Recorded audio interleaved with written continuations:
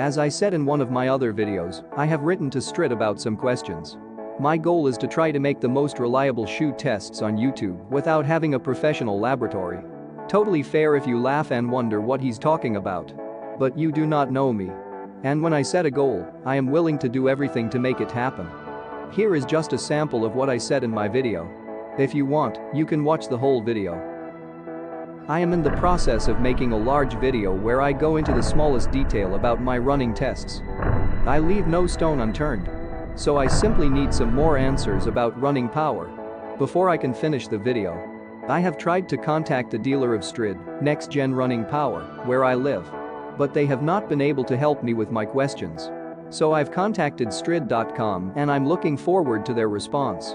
So I can finish my video. I have now received the reply from Stryd. My question to them was as follows. I have tried Garmin running power. However, without success. Their data is simply not reliable.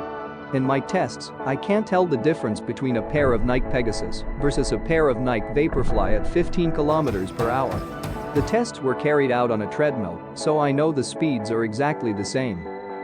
My question to you is, with the new Stryd Next Gen, can I see a difference between a pair of Pegasus versus a pair of Vaporfly? At 15 km/h. One must assume that Vaporfly has a lower wattage because it is more efficient.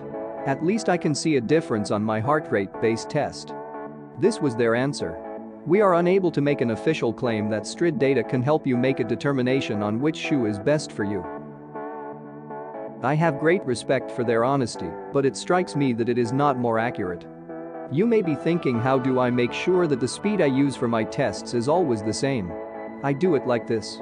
The speed my treadmill shows is sent directly into Zwift.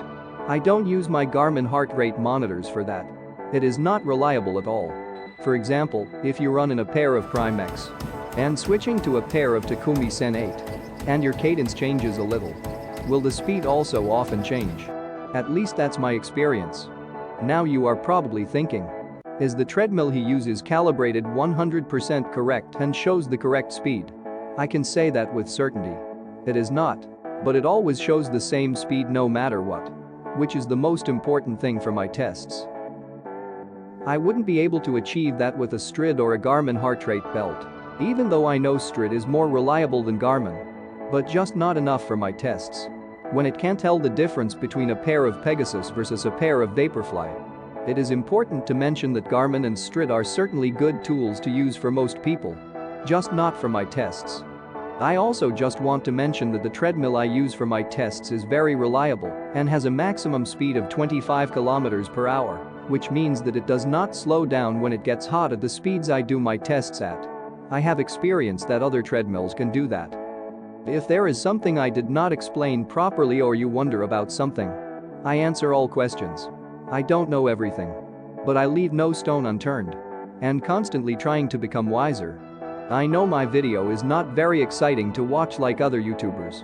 But the most important thing for me is to give you the most correct data.